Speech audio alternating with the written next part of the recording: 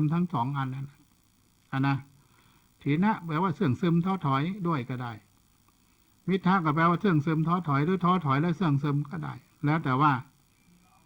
มันจะเข้าว่ายังไงก่อนแต่มันต้องมาด้วยกันนะไอเจตสิกตัวนี้มันจะมาด้วยกันมาด้วยกันเลือดสุพรรณเอ๋ย มาด้วยกันไปด้วยกันนะถีนะมาถีนะมามิทธะมันต้องมาด้วยเมื่อมีความเสื่องซึมเกิดขึ้นในจิตใจไอตัวท้อถอยมันก็ถอยดีกว่านะเพราะมันเสื่องซึมแล้วมันไม่ไหวแล้วมันง่วงเหงาเหานอนไม่ไหวถอยดีกว่าเลิกดีกว่าเปลี่ยนแปลงดีกว่าไอ้ตัวเนี้ยเป็นวิปัสสนูกิเลส นะเป็นนิวรณ์เป็นนิวรณ์เครื่องกั้นคุณงามความดีในวิปัสสนูกิเลสมันจะทำตัวนี้มันก็จะทำให้เปลี่ยนแปลงไปอย่างอื่นมันเปลี่ยนแปลงไปทำให้เกิดความเข้าใจผิดไปเพราะว่าตัว นิวรณ์ก็คือเครื่องกั้นคุณงามความดีมันไม่อยากให้เราไปวิปัสสนารู้แจ้งเห็นจริงมันก็เป็นกิเลสเข้าไปเจือปนอยู่ในตัววิปัสสนานั่นแหละทำให้เห็นแสงสว่างทำให้เป็นนั่นเป็นนี่หลอกลวงให้เราหลงไหลว่าได้อย่างนั้นได้อย่างนี้ไปเจอเทวดาไปเจอพระอินทร์ไปเป็นเพื่อนพระอินทร์ไอ้พวกเนี้ยพวกเพ้อเจ้อ เห็นอย่างนั้นเห็นอย่างนี้เห็นพระพุทธเจ้าเห็นพระอรหันต์ไปเรื่อย ก็เรียกว่าเข้าใจผิด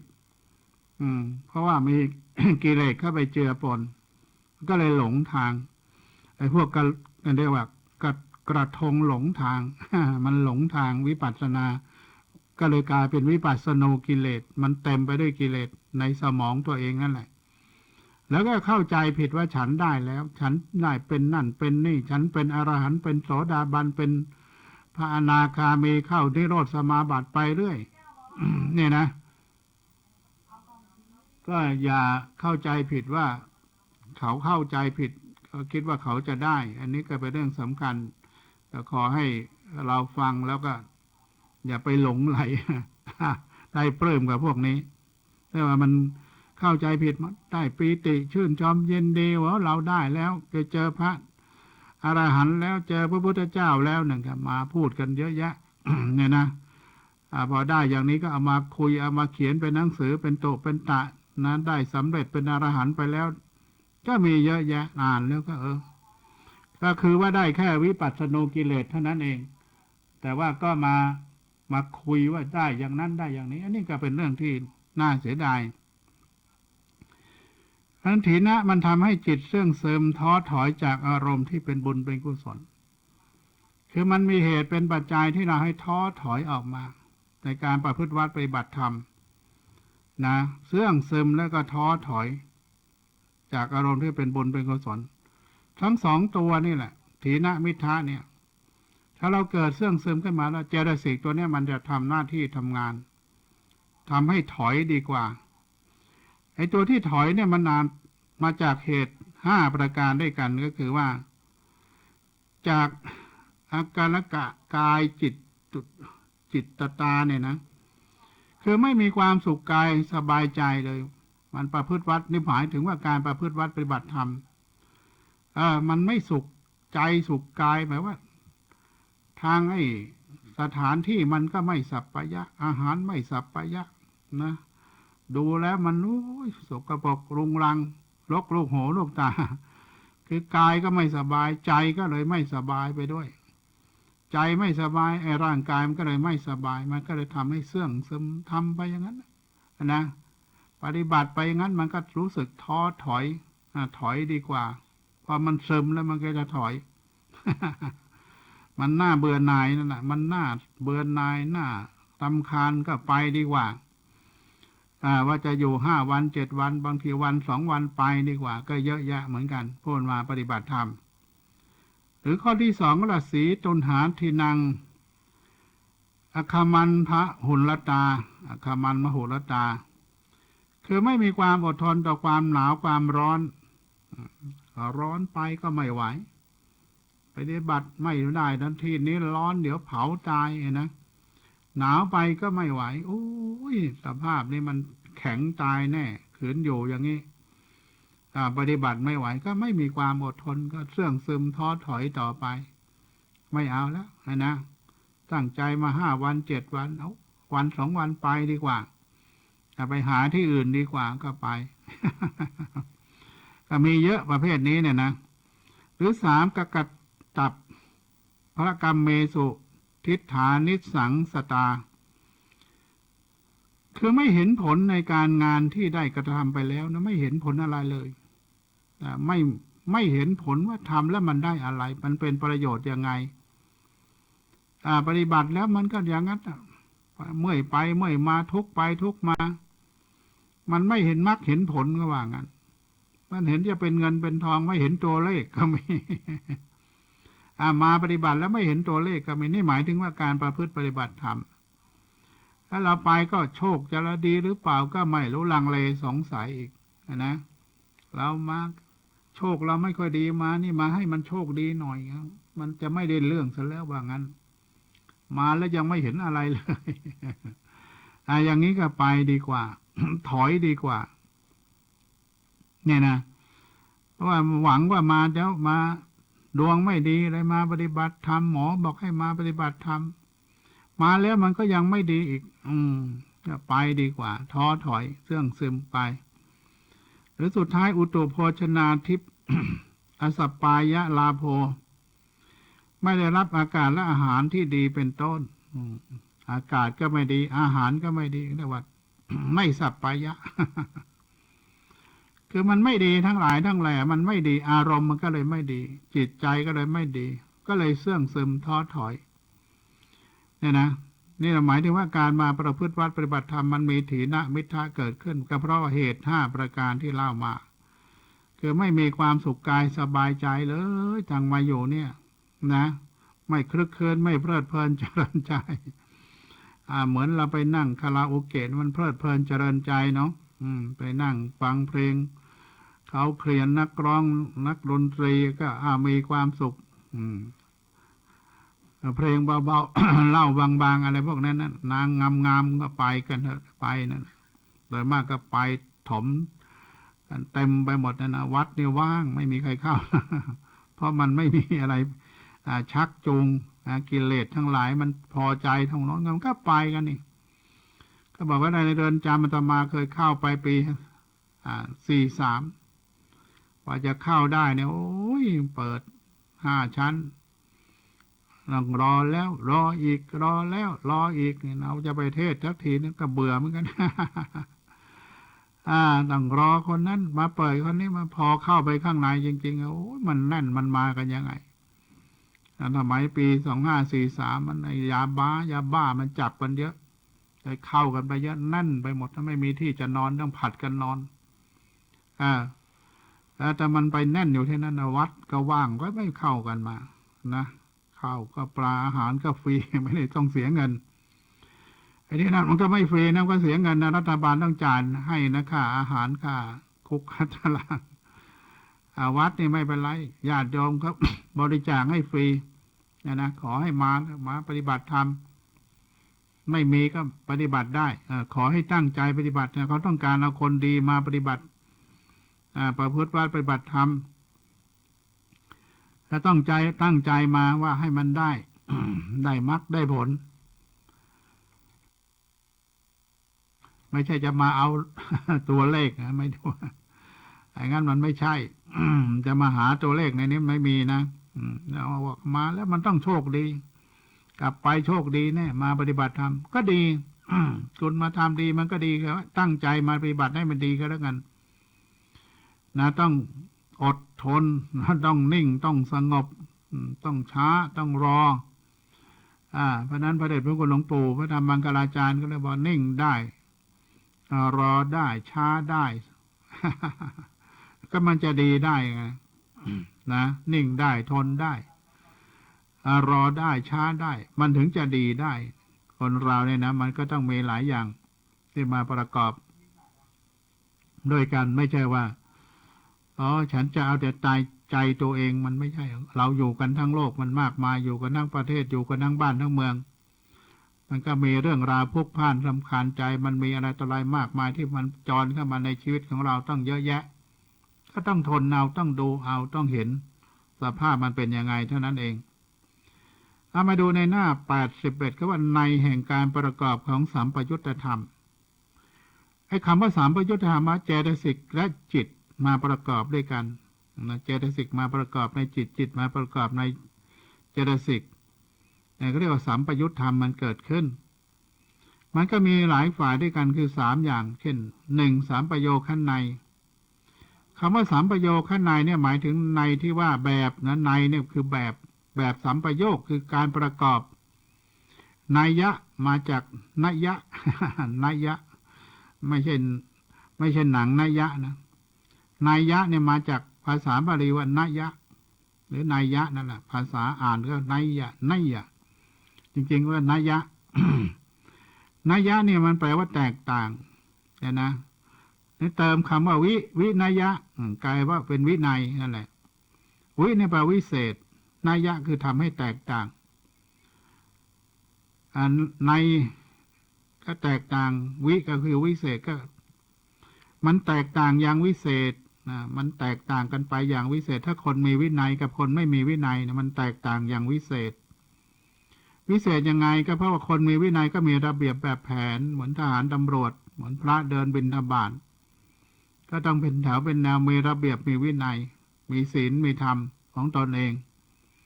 แต่พวกโจร500มันไปไหนเนี่ยมันไม่ไประเบียบวินัยมันต้องโอ้ย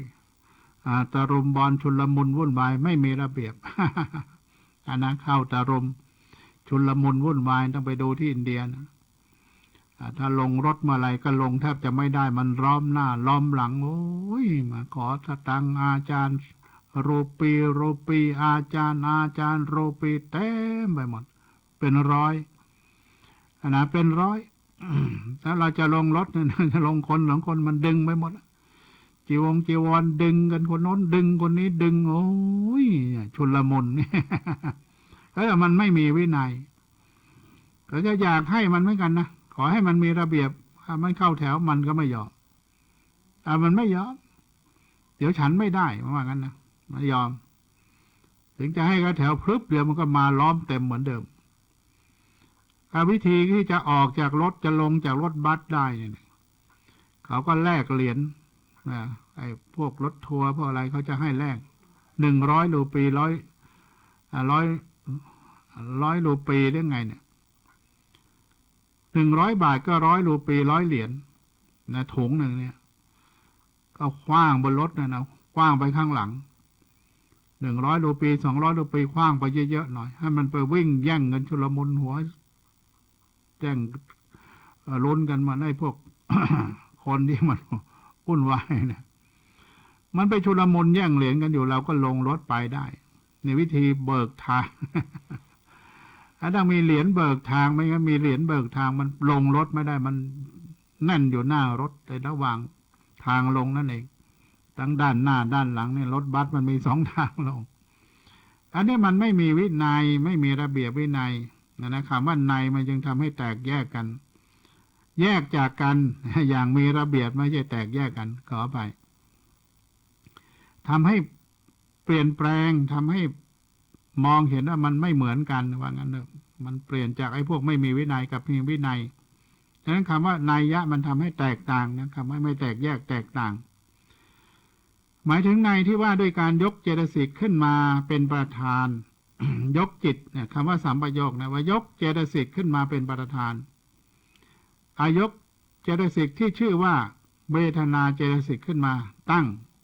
นะเป็นประธานเป็นตัวตั้งแล้วหาจำนวนจิตที่เจตสิกดวงนั้นมาประกอบได้มีทั้งหมด16 แบบ16ในนี่16 แบบสมมติว่าผัสสะเจตสิกเนี่ยนะดวงแรกของเจตสิกที่เรารู้จักกันการกระทบอารมณ์และเวทนาเจตสิกสัญญาเจตสิกนะแล้วก็อะไรอธิโมกข์เจตสิกเอกคตาเจตสิกนะชีวิตินทรีย์เจตสิกกมนสิการเจตสิก7 ดวงเนี่ย7 ดวงเรียกว่าสัพพจิตตสารณเจตสิกยกจิตขึ้นพวกนี้เจตสิกพวกนี้ขึ้นมาเป็นประธานเป็นตัวตั้งแล้วไปหาว่าจิตอะไรเนาะที่มาประกอบใน เจตสิกประเภทนี้ได้ก็ปรากฏว่าเจตสิกทั้ง121ดวงโดยพิสดารเนี่ยก็จะเข้ามาประกอบตั้งแต่ผัสสะเจตสิกก็121ดวง นะเวทนาเจตสิกก็121ดวงเข้ามาได้หมดเพราะพวกนี้มันเข้าได้หมดอ่ะทั้งฝ่ายดีฝ่ายไม่ดีเข้าหมดสัญญาเจตสิกก็121ดวงเอกตาเจตสิกก็121ดวงแล้วก็ชีวิตอินทรีย์ก็121ดวงมนสิการก็121ดวงเนี่ยเจตสิกพวกนี้มันเข้ามาได้หมดจิตพวกนี้เข้ามาอยู่ในเจตสิกประเภทนี้ได้หมดได้ทุกชนิด เรียกว่าสัพพะจิตตสาสนะเจตสิกพวกนี้เป็นจิตเป็นเจตสิกสาสนะเข้าในจิตได้ทุกดวงหมายว่าจิตของพวกเราทุกคนจะดีใจเสียใจจะมีความโลภความโกรธความหลงไม่โลภไม่โกรธไม่หลงจิตเป็นบุญเป็นบาปเมื่อไหร่เจตสิกพวกนี้อยู่ในจิตของเราทุกดวงถ้ามันมีผัสสะการกระทบอารมณ์นะเกิดขึ้นอยู่ตลอดเวลามีการกระทบอารมณ์ก็มีความเวทนาเจตสิกคือความรู้สึกสุขหรือทุกข์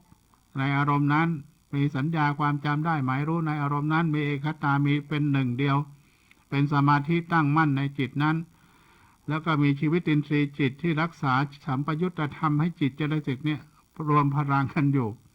รักษาชีวิตเอาไว้นะก็จะมีมนสิการ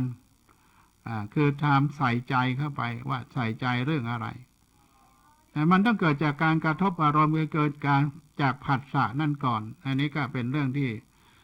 ต้องอธิบายขยายความกันมากมายก็เอาคร่าวๆว่ามันมีอย่างนี้แต่ว่ามันจะมีรายละเอียดอีกทุกชนิดทุกดวงแต่ในที่นี้เขาแจ้งมาถึงว่าการประกอบมันทำยังไงมันทำหน้าที่อะไรอยู่ในจิตชนิดไหนเจตสิกชนิดนี้มีอะไรมาประกอบเท่าไหร่อย่างนี้เป็นต้นส่วนข้อที่สองเรียกว่าสังขารในนั้นหมายถึงในที่ว่าด้วยการยกจิตขึ้นมากล่าวเป็นประธานเป็นตัวตั้งถ้าสังขารในนะแล้วก็หาจำนวนเจตสิกที่สามารถประกอบกับจิตดวงนั้นได้ทั้งหมดมีถึง33แบบ33ในด้วยกัน มันจะมีตัวมาประกอบเข้ามามากมายเพราะฉะนั้นก็หมายถึงว่าถ้าเราเข้าใจตัวว่ายกจิตขึ้นมาดวงหนึ่งเช่นโลภะ โมหจิตดวงที่หนึ่งก็จะมีเจตสิกเข้ามาประกอบเท่าไหร่อันนี้มันก็จะบอกว่ามันมีเท่าไหร่แต่ละดวงมันมีไม่เท่ากันเพราะเจตสิกมาประกอบไม่เท่ากันนั่นเองนะมันจะมาบ้างไม่มาบ้างส่วนข้อที่สามชื่อว่าตาภุพยมิสกนัยนั่นหมายถึงว่าการยกเจตสิกขึ้นมา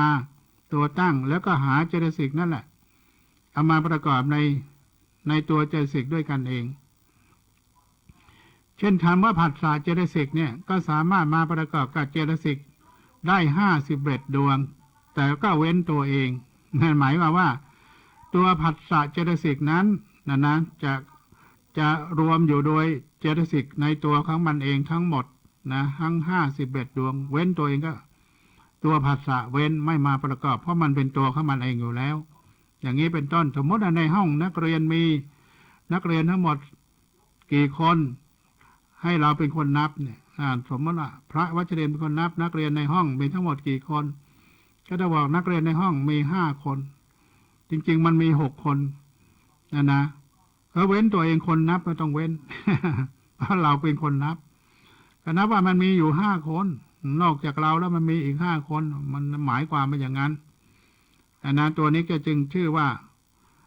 ที่มันประกอบอยู่ในตัวของมันเองเจตสิกมันประกอบอยู่ในตัวของมันเองนั่นแหละโดยมากก็มันประกอบไม่เท่ากันแต่ก็โดยมากก็เข้าไปทั้งหมด51เว้นตัวเอง51เว้นตัวเองส่วนใหญ่ก็จะเป็นอย่างนั้นนี่เป็นเรื่องสลับซับซ้อนที่พระบรมศาสดาพระธรรมเจ้ายกเรื่องราวต่างๆมาให้เราได้รู้เนี่ยมันเป็นเรื่องสลับซับซ้อนและเป็นเรื่องที่อธิบายยากนะส่วนมากก็มาเรียนกันเพื่อเอาไปสอบแล้วก็ท่องจำกันจิตฉะนั้นมีเจตสิกเท่านั้นเจตสิกดวงนั้นมีจิตเข้ามาประกอบเท่านั้นอะไรนะมันก็จะมีไปนี้เจตสิกดวงนั้นมีอะไรเข้ามาประกอบเท่านั้นแล้วก็จำแม่นคนที่จำแม่นก็เยอะนะโอ้ยจำแม่นหมด เวลาพูดอะไรไปผิดนิดหน่อยไม่ได้ผิดนะมันต้องเป็นอย่างนั้นอย่างนั้นอย่างนั้นอาตมาก็จำไม่แม่นเพราะอะไรมันไม่ไหวมันเยอะจัด เราเอาความรู้ว่ามันเป็นยังไงเป็นไงแต่ว่าจำชื่อบางทีจำผิดจำถูกเหมือนกันมันมากมายมหาศาลก็บอกแล้วว่าแค่มหาปัฏฐานมหาปัฏฐานหรือปัฏฐานในบทสุดท้ายพระเดชพระคุณหลวงพ่อพุทธทาสท่านก็เป็นคนได้ศึกษาเรื่องนี้มาก็บอกว่ามันจุลมุนวุ่นวายมากมายมหาศาล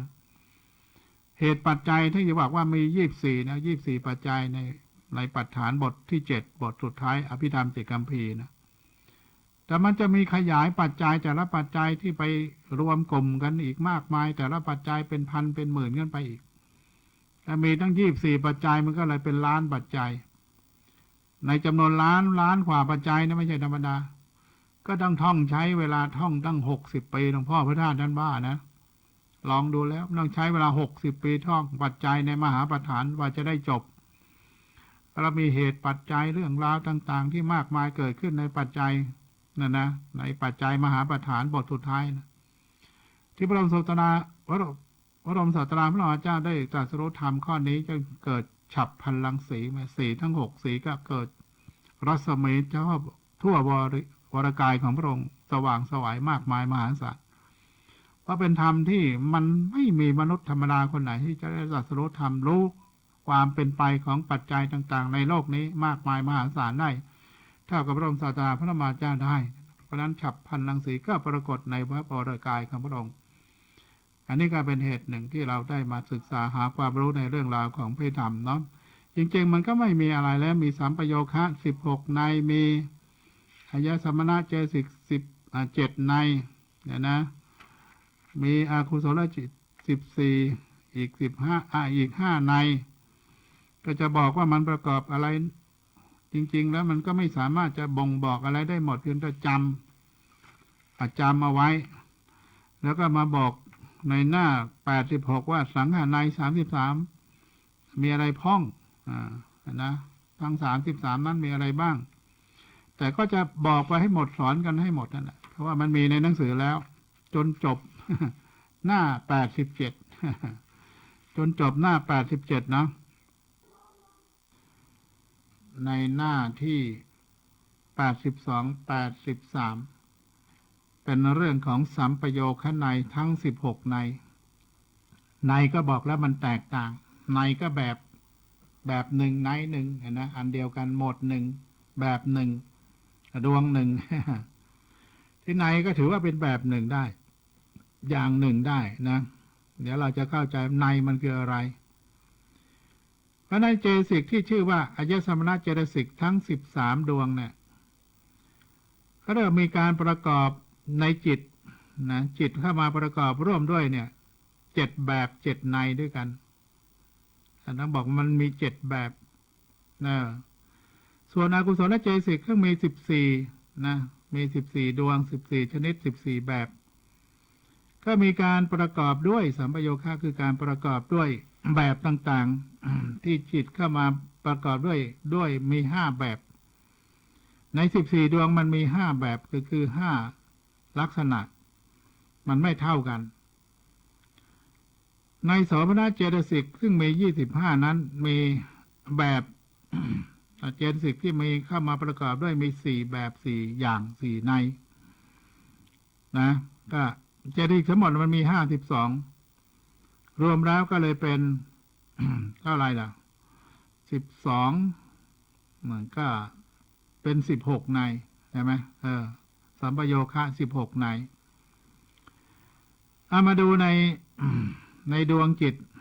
ที่เขาเขียนให้ดูเนี่ยแถวแรกมันมี7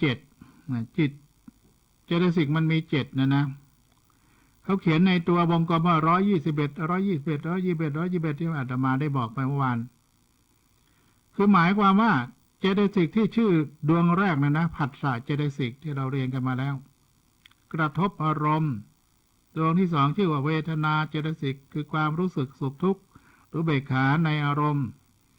ดวงที่3ชื่อว่าสัญญาเจตสิกสัญญาความจำได้หมายรู้ในอารมณ์ดวงที่4ชื่อว่าเอกคตาค คือตัวตั้งมั่นในสมาธิในอารมณ์ตัวสมาธิในเอกคตาดวงที่ห้าชื่อว่าชีวิตินทรีย์ก็คือการสัมปยุตธรรมระหว่างจิตเจตสิกร่วมกันรักษาชีวิตเอาไว้ให้พวกเราอยู่ได้เนี่ยเจตสิกดวงนี้รักษา ชีวิตเพราะว่าให้จิตเจตสิกนั้นประกอบอยู่ด้วยกันตลอดเวลานะดวงที่หกดวงที่เจ็ดชื่อว่ามนสิการมนสิการก็คือตัวใส่ใจในอารมณ์ใส่ใจเข้าไปในอารมณ์ตัวสัญญาตัวใส่ใจเข้าไปนั่นมันมุ่งไปเรื่องอะไรก็จะใส่ใจเข้าไปตรงนั้นมันมีอีกดวงที่เจตนาเจตสิกนะเจตนาเจตสิกสัญญาและเจตนาเกิดขึ้นก่อนเจตนาเจตสิกนะแปลว่าความกระตุ้นอารมณ์เจตนาในการกระทำกรรมเกิดขึ้นแล้วก็มาเอกคตาตัวสมาธินะแล้วก็มาตัวชีวิตอินทรีย์รักษาชีวิตแล้วก็มาตัวมนสิการคือใส่ใจในอารมณ์เข้าไปเรื่องอะไรเจ็ดดวงเนี้ยมันจะมีจิตทั้งหมดจิตที่มีทั้งหมดเนี่ยอยู่ในเจ็ดดวงนี้เขาเรียกสัพพะสาธารณเจตสิกนะเราจะดูตัวหนังสือตัวเล็กๆที่ก็มีว่าสัพพะจิตตสาธารณเจตสิกมีสัมปโยคะมีเจ็ดดวงเลยนะมีสัมปโยคะหนึ่งในเฉพาะชื่อว่าสัพพะเจตสิกแล้วมีเจ็ดดวงนะมีแบบเดียวก็คือทุกดวงมี121ด้วยมันก็เลยมีแบบเดียวแต่ถ้าปกิณกะเจตสิกที่ตัวต่อมาข้างล่างลงมาเนี่ยนะเขามี6ดวงแต่มีมี6ในเหมือนกันเพราะแต่ละดวงมันประกอบไม่เท่ากัน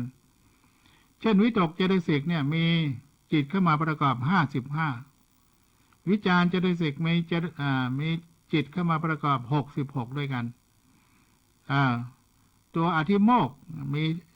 จิตเข้ามาประกอบ111นะตัวอธิโมกข์แล้วตัวอะไรตัวปีติมี105ปีติมี51ตัวอธิโมกข์ตัวปีติตัวฉันทะตัวสุดท้ายมี101นะตัววิริยะมี105แล้วก็มาปีติมี51ตัวฉันทะมี101นั่นก็เรียกรวมกันเป็นปกิณกะเจตสิกทั้ง6ตัว6แบบ6อย่างก็เลยมันไม่เหมือนกันไม่เท่ากันทักดวงหนึ่งก็เลยมี6แบบ6อย่างเหมือนกันแต่มันไม่ซ้ำกันเลยเนี่ยเอามาดูในโมหะจตุกะในอกุศลจิตเจตสิกเนี่ยนะโมหะพวกโมหะแล้วมันจะมีโมหะ เจตสิกดวงหนึ่งอหิริกะอโนตปะนะอิจฉาอะไรเนี่ยมันมีเจตสิกเข้าประกอบดัง12ด้วยเท่ากันหมดเนี่ยนะทั้ง4ดวงก็เลยมีแบบเดียวส่วนโลติกะเจตสิกมีโลภะทิฏฐิมานะเป็นบริวารมี844โลติกะแล้วมี3ดวงแต่ก็นับเป็น1ในเท่านั้นเองนะในโทสะโมดจิตโทจตุกะเจตสิกนะมี4ก็มีสัมปโยคะนายอยู่แบบเดียวคือทุกอย่างมี2 เท่ากันหมดมีเจตสิกเข้ามาประกอบ2 เท่ากันหมดมีถีนมิทะที่ได้อธิบายไปก่อนนั้นเรื่องซึมท้อถอยนี่นะมีเจตสิกเข้ามาประกอบอย่างละ5 เท่ากันก็แบบเดียววิจิกิจฉามีเจตสิกตัวเดียวนั่นนะคือตัววิจิกิจฉานั่นแหละมาประกอบด้วยมีตัวเดียวมี1เดียวก็คือมี1แบบถ้ามันเท่ากันจะนับเป็น1แบบ1แบบอย่างนี้โสมนัสเจตสิก19ดวงเนี่ยมันจะเท่ากันหมด59หรือ91เท่ากันเป๊ะมาทุกดวง19ดวงก็จึงนับว่า1แบบโสมนัสสาธารณเจตสิก19มีสัมปโยคะ1ใน1แบบส่วนวิริติเจตสิกสัมมาวาจาสัมมากัมมันตะสัมมาชีวะมี3ดวงวิริติเจตสิกมี3ประโยคะก็มี1แบบเหมือนกันเพราะมันเท่ากัน48 48 48อัปปมัญญา ปัญญาเจตสิกกรุณามุทิตา มีสองดวงก็เป็น28นะก็มีหนึ่งในแบบเดียว ปัญญามี79นะก็มีดวงเดียวแบบเดียวทั้งหมดในเจตสิกทั้งหมด52เนี่ยรวมสัมปโยคด้วยกันมีจิตเข้ามาประกอบด้วยกันแต่ละแบบไม่เหมือนกันรวมเป็น16แบบ16ในก็คือ16แบบมันไม่เหมือนกันแต่ละแบบไม่เหมือนกันเพราะฉะนั้นเราต้องเข้าใจว่าเนี่ยมันเป็นอย่างนี้เป็นอย่างนี้เพราะว่าเข้ามาประกอบเราก็ฟังไปนะมันก็มึนๆไปตามๆกันทำไมต้องมาประกอบว่ามันอยู่ในเจตสิกมันเข้าไปประกอบด้วยกันนะมันต้องอยู่ด้วยกันที่ว่ามันอยู่ในกลุ่มไหนพวกไหนมันเข้ากันได้มันเข้ากันไม่ได้อย่างวิจิกิจฉาความลังเลสงสัยเนี่ยจะไปเข้ากับที่โมกได้ไหมที่โมกคือการตัดสินใจมันเข้ากันไม่ได้ทำไมมันเข้ากันไม่ได้ก็ไอ้คนหนึ่งจะตัดสินใจคนหนึ่งลังเลสงสัยอยู่นั่นแหละใช่หรือไม่ใช่ใช่หรือไม่ใช่นั่นก็ได้ตัดสินใจไม่ได้ไอ้ตัวโทสะมันไปอยู่กับโลภะกับเขาก็ไม่ได้เพราะมันมีความโกรธไอ้นั่นมีความหลังความโลภความอยากได้ไอ้นี่มือตะโกรธมันก็อยู่ด้วยกันไม่ได้ตัวฉันทะความพอใจก็อยู่ตัวความโกรธไม่ได้ตัวปีติความชื่นชมยินดีในอารมณ์ไปมัวแต่โทสะความเครียดแค้นอาฆาตในอารมณ์มันก็ไม่ได้คือมันตรงกันข้ามกันมาอยู่ด้วยกันเป็นปฏิปักษ์ต่อกันในความเป็นบุญเป็นกุศลเนี่ยนะมันไปเข้ากับอกุศลก็ไม่ได้โลภะโทสะโมหะพวกนี้จะไปเอาสติไปเอาสมาธิเข้าไปอยู่ร่วมมันก็ไม่ได้ นะสมาธิมันเข้าได้แต่ว่าในความเป็นจริงเนี่ยตัวสมาธิสัมมาสมาธิมันไปอยู่กับพวกนี้ไม่ได้ถ้าสมาธิที่มันถูกต้องสัมมาสติอย่างเงี้ยพวกมีสติที่ถูกต้องแล้วที่ชอบแล้วมันก็จะไม่ไปรวมกับอกุศลจิตอกุศลเจตสิกคนชั่วมันจะไปรวมกับคนชั่วคนดีมันไม่รวมกับคนดี มันไม่รวมกับคนชั่วนะคนชั่วก็ไม่รวมกับคนดีเพราะมันเข้ากันไม่ได้แล้วมันตอนตัวพระเจ้าก็บอกว่ามันเข้าอันนี้ได้นี่เข้ากันไม่ได้เพราะมันเหตุมันเป็นปฏิปักษ์ต่อกันอันนี้ก็เห็นกันชัดเจนในโลกปัจจุบันก็เป็นอย่างนั้นเราเข้ากับใครได้ก็ไปคบกันได้เข้ากันไม่ได้ก็ไม่ไปคบกัน นะคบกันไม่ได้คบกันเดี๋ยวมันมีเรื่องนะเอามาดูในหน้า83เขาว่ายังไงหน้า83อายสมณเจตสิก13เนี่ยนะคือทั้งสัพพะสารณะเจตสิกกับปฏิกิณกะเจตสิก13เนี่ยมันมี7แบบ7ในเขาก็เลยแยกว่าใน7ในนั้น7แบบนั้นมีอะไรพ้องในที่1ก็คือสัพพะจิตตสารณะซ้ายมือสุดเนี่ยนะสัพพะจิตตสารณะเจตสิก7ดวงตั้งแต่ผัสสะเนี่ยนะตั้งแต่ผัสสะเวทนาสัญญาเจตนาเอกคตา ตัวสมาธิชีวิตอินทรีย์รักษาจิตและกรรมนาสิการเนี่ย7ดวง7ดวงเนี่ยมันมีแบบเดียวคือประกอบด้วยจิตทั้งหมดที่เขาลงมาข้างล่างนะประกอบในจิตได้ทั้งหมดหรือจิตประกอบได้ทั้งหมดในเจตสิกประเภทนี้7ชนิดเนี่ยในที่2วิตกเจตสิกเนี่ยมาปกิณกะเจตสิกแล้ว6ดวงนี่ประกอบในจิตได้55ที่บอกแล้วเนี่ยลงมาดูข้างล่าง ประกอบในจิตได้55เราจะมีการมาจิต44มีปฐมฌาน11อะไรเงี้ยนะแต่อะไรเป็น55ส่วนตัววิจารเจตสิกประกอบกับจิตได้66มันตรงกันข้ามไปนั่นเว้น66อันนี้ประกอบด้วย66เว้น55นี่ตกวิจารเนี่ยนะวิจารคือเคล้าคลึงอารมณ์วิตกก็คือยกจิตขึ้นสู่อารมณ์อธิโมกข์คือตัดสินใจในอารมณ์ตัวในที่4ประกอบกับจิตได้110ดวงใช่ไหมเนี่ยอธิโมกข์คือตัวตัดสินใจมันถึงก็ไปอยู่กับวิจิกิจฉาก็ไม่ได้มันต้องตัดสินใจแล้วไอ้นั่นมันตัวลังเลสงสัยไปด้วยกันไม่ได้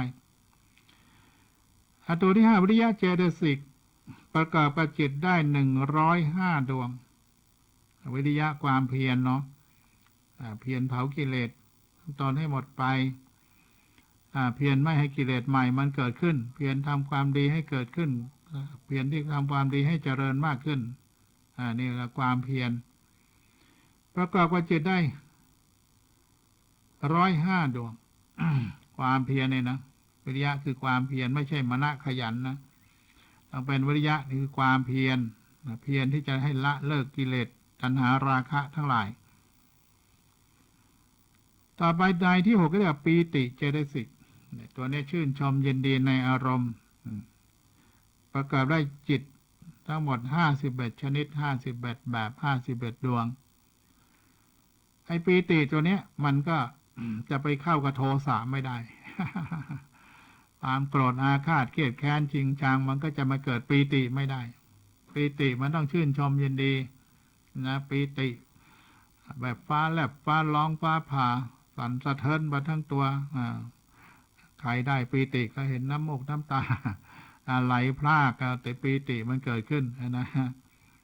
มันดีใจปีติมันดีใจไปโกรธมันไม่ได้เสียใจมันไปโกรธกันไม่ได้ถึงแม้ว่าใครจะอะไรมาให้มันไม่ดีใจ มันไม่ปีติก็มีไม่ใช่ว่าเอามารับของแล้วมันปีติมันไม่ปีติก็มีนั้นปีติมันก็เป็นวิปัสสนูกิเลสไปด้วยมันวิปัสสนูกิเลสเพราะว่ามันเกิดปีติขึ้นมาซาบซ่านขึ้นมาสู้ซ่าขึ้นมาแบบฟ้าแลบฟ้าร้องฟ้าผ่าเปรี้ยงปร้างขึ้นมาแล้วเกิดสงบนิ่งไปแล้วสว่างสวัยขึ้นมาอีกแล้วโอ้นี่ฉันได้แล้วเนี่ยทำสำเร็จแล้วเวลานั้นก็บรรยายไปให้คนฟังโอ้ยมาตรงนั้นมันตึ้มไปเลยนะเปรี้ยงไปเลยจริงๆมันเป็นเรื่องของปีติธรรมดาวิปัสสนูกิเลสนะเคยอ่านหนังสือฉันได้ตั้งแต่เป็นคฤหัสถ์แล้วมันดับปุ้งปิ้งอะไรให้มันเนี่ยนะแล้วมันสู้ซ่าก่อนที่จะดับไปเนี่ยมันฟูบวาบแสงสว่างล่งก็บอกเหมือนว่าได้นิพพานแล้วไม่ง่ายได้อรหันต์แล้วโอ้สำเร็จแล้วหมดแล้วกิเลสวางมันแล้วไม่เอาแล้วโดยเกิดจากปัญญาของเรานี่เองโอ้ยนั่นมันไม่ยากเกินไปหรอกถ้าเราปฏิบัติว่างั้นเนี่ยต่อสู้ชีวิตมาตั้งนานเพิ่งจะเจอนิพพานวันนี้เองว่าไม่อ่านหนังสือแล้วก็งงมันแค่ปีติธรรมดาเนี่ยกลายไปว่าได้มรรคผลนิพพานลูกศิษย์ลูกหาโอ้ยพิมพ์หนังสือกันให้แหนแต่ก็ไม่อยากจะออกชื่อนะแต่ว่าเราก็ไม่ว่ากันคุณจะว่าได้มรรคผลนิพพานคือความเข้าใจผิด นะความเข้าใจผิดว่าได้มรรคผลนิพพานมันไม่ใช่มันเป็นปีติธรรมดาใครก็ปฏิบัติใครก็เจอไอ้แวบว่าปราบเปรบอะไรเนี่ยมันเจอกันเยอะแยะไปหมดแต่มันเข้าใจผิดนึกว่าฉันได้บางคนว่าฉันได้ไปคุยกับพระพุทธเจ้ามาแล้วไปคุยกับพระอรหันต์มาแล้วรู้แล้วว่าตรัสรู้ธรรมเป็นยังไงรู้หมดอีกนี่มันเกิดความเข้าใจเพราะไอ้ตัวปีติมากมายมหาศาลน่าเสียดายที่คนทั้งหลายไม่เข้าใจไม่ได้ศึกษาเรื่องธรรมะเรื่องอภิธรรมมาก่อนมันก็ไม่รู้ระดับของที่มัน วิปัสสนูกิเลสมันมายังไงไปยังไงแล้วก็คนที่จะต้องปฏิบัติเนี่ยมันจะเข้าถึงได้แล้วมันก็เป็นวิปัสสนูกิเลสธรรมดานั่นนะมันดับปิ้งไปเนี่ยก็คิดว่าโอ้ยเข้าไปลึกแล้วสว่างโล่งออกมาเพราะนั้นการศึกษาเนี่ยตามระดับของจิตมันจะบอก ว่าไปขั้นไหนมาขั้นไหนไปยังไงจิตปรมัตถ์เนี่ยมันมากมายมหาศาล ที่จะได้บอกระดับของจิตเป็นเรื่องเป็นราวอีกเยอะนะอาตมานี่เรียนไม่หวัดไม่ไหวเรื่องระดับของจิตเนี่ย การเข้าของจิตไปถึงตรงนั้นมันเจอโลภะขึ้นมาก็ต้องถอยลงมาตรงนี้เข้าไปตรงนั้นเจอโทสะตรงนั้นก็ต้องถอยมาตรงนี้จิตยมกะนี่เป็นเรื่องที่อ่านยากเข้าใจยากที่สุดเพราะเป็นปัญญาของพระองค์ศาสดาพระพุทธเจ้า ที่ได้ตรัสรู้ธรรมแล้วก็ยกระบบของจิตมาว่ามันขึ้นมันลงอย่างไงมันเปลี่ยนแปลงไปยังไงมันเข้าฌานองค์ฌานอย่างไงโอ้โหมันเรื่องสลับซับซ้อนมาก ในจิตยมกะแล้วมันใช่เรื่องง่ายๆที่เราจะไปคิดว่าโอ้สำเร็จแล้วก็ต้องดูตัวเองว่ายังมีความโลภความโกรธความหลงไม่ตัณหาราคะตัวเองเนี่ยเป็นผู้รู้ก็รู้เฉพาะตนเนี่ยแหละไอเราไม่สามารถจะไปรู้เขาได้จริงและไม่จริง ถ้าอ่านที่เขาบรรยายมาเหมือนกับว่าเขาได้จริงๆมันไม่ใช่ มันเรื่องธรรมดาเท่านั้นเองใครที่เข้าป่าเข้าดงประพฤติวัดปฏิบัติธรรมมันก็จะได้อย่างนี้แหละนะได้เหตุการณ์อย่างนี้มามากมายแต่คนทั้งหลายเขาก็ไม่อึกกระทึกครึกโครมว่าฉันเป็นพระอรหันต์ว่าเดี๋ยวไม่ช้าก็เป็นรู้ตัวเองนั่นแหละ รู้ตัวเองว่ามันไม่ใช่อรหันต์เหมือนคนบวชตั้ง38 ปีใช่ไหมคนทั้งหลายกราบไหว้โอ้นิยมยกย่องเป็นพระอรหันต์ในบ้านในเมืองนี้นะคนต่างชาติต่างภาษามาบวชตั้ง38 ปีไม่ได้ว่าใครนะเข้าใจผิดว่าเขาเป็นพระอรหันต์เขาอาจจะไม่ได้บอกแต่คนไปดูแล้วโอ้คนนี้อรหันต์แน่นอนกราบไหว้เชิดชูยกย่องกันทั้งบ้านทั้งเมืองผู้หลักผู้ใหญ่คนโตคนน้อยก็ไปกราบไปบูชากันโอ้ยท่านเป็นคนต่างชาติต่างศาสนามาบวชได้ยังไงมาอยู่ได้ยังไงนะเราก็ฟังแล้วก็เชื่อเหมือนกันนะเขาบวชตั้ง38 ปีแต่ฟังธรรมเขาแสดงไปก็ธรรมดาพื้นๆกันที่ศึกษาจากพระไตรปิฎกก็พูดกันอย่างนี้น่ะพูดกันได้เท่านั้นแหละนะฟังไปฟังมาอ้าวเหมือนว่าได้ตรัสรู้ธรรมแล้ว ถ้าทำไปทำมาไม่ช้าไม่นานก็สึกไปแต่งงานมีเมียเฉยเลยฉันมาเจอเนื้อคู่ฉันแล้วคู่นี้แหละถูกต้องแล้วใช่เลยคนนี้แหละใช่แล้วเนื้อคู่ของฉันรอมาตั้งนานตั้ง60 ปีว่างั้นฟังแล้วก็อ่อนใจอรหันต์ศึกมีเมียซะแล้วมันอรหันต์ปลอมมันไม่ใช่ของจริงไอ้คนก็ไปเชื่อว่ามันจริงมันใช่นะทั้งบ้านทั้งเมืองหลงกันไปก็ขออภัยคนที่เขาไม่หลงก็เยอะ คนที่ไม่หลงไหลได้ปลื้มก็เยอะอาตมาก็ยอมรับถ้าอาตมาไม่ได้มาศึกษาเรื่องราวของพระธรรมไม่ศึกษาในพระธรรมวินัยในพระไตรปิฎกก็อาจจะหลงไปกับเขาได้ถ้าเราไม่รู้ไงเราไม่รู้ว่าเขาเป็นยังไงเขาใช่ไม่ใช่ยังไงแต่ถ้าเหตุการณ์มันไม่เกิดขึ้นอย่างนี้เราก็ไม่รู้ก็ต้องขอบคุณเขานี่แสดงตัวตนที่แท้จริงออกมาไม่ต้องไปสร้างภาพแต่เดี๋ยวนี้มันมีการสร้างภาพให้คนเชื่อเนี่ยนั่งเครื่องบินเจ็ตนั่งรถยนต์แพงๆ10-20 ล้าน100 ล้าน1,000 ล้านก็นึกว่าเป็นพระอรหันต์กันหมดไม่กราบไปไหว้ก็มีอาหารปลอมๆไปรับรองแบบนั้นเป็นอรหันต์นี่เป็นอรหันต์นี่มันก็เลยกลายเป็นว่าหันลงนรกกันทั้งนั้นไอ้พวกเนี้ยมันไม่ใช่หันจริงไอ้พวกหมูหันทั้งนั้นนะมันไม่ใช่หันพระอรหันต์จริงๆท่านหมดกิเลสท่านพ้นจากรูปนามขันธ์ห้าแล้วไม่แสดงตัวตนว่าเป็นอรหันต์ด้วยแสดงตัวตนเป็นอรหันต์ก็ไม่ได้พระองค์ศาสดาพระราชาก็ทรงตรัสว่ามันแสดงไม่ได้อวดอุตริมุทิธรรมซึ่งไม่มีในตนก็ขาดจากความเป็นพระภิกษุหรือแม้จะมีตัวตนเป็นอรหันต์จริงแสดงเป็นตัวตนว่าเป็นอรหันต์ก็แสดงตัวอวดตัวอีกก็ทุกข์กดอีกทำชั่วเสียแล้วเป็นพระอรหันต์เป็นผู้บริสุทธิ์ผุดผ่องแล้วจะมาทำชั่วไม่ได้นะไม่ได้ไม่ทำชั่วอย่างเด็ดขาดอย่าไปเข้าใจผิดว่าท่านจะมาทำอย่างนี้ไม่มีท่านที่เป็นอรหันต์จริงๆจะไม่แสดงกับกิริยาอาการต่างๆโดยมากก็เข้าป่าเข้าดงเข้ารกเข้าพงท่านอยู่ของท่านบ้างจากกิเลสรูปนามขันธ์ห้าไม่ต้องมาวุ่นวายกับชาวบ้านชาวบ้านเรื่องมันเยอะกลัวเป็นบาปเป็นกรรม สมมติว่าพระท่านเป็นพระอรหันต์เพื่อนฝูงมาเจอเข้าทักทายกันแบบมากันเองเป็นไงหลวงพี่กันอย่างนี้กอดรัดฟัดเหวี่ยงไงนะอาตมาเจอประจำเพื่อนกันถ้ามันเมามาก็ทีก็เมาเหล้าวุ่นวาย เป็นยังไงอย่างนั้นอย่างนี้เราก็ไม่ว่ากันเพราะมันเพื่อนกันนะเมื่อก่อนมันก็สนุกสนานเรื่นเริงตอนนี้มันก็เกรงใจเราบ้างว่าเราเป็นพระ อันนี้ถ้าเป็นพระอรหันต์เนี่ยยุ่งอาตมาไม่ได้อวดว่าฉันเป็นอรหันต์หรอกเพียงแต่ว่า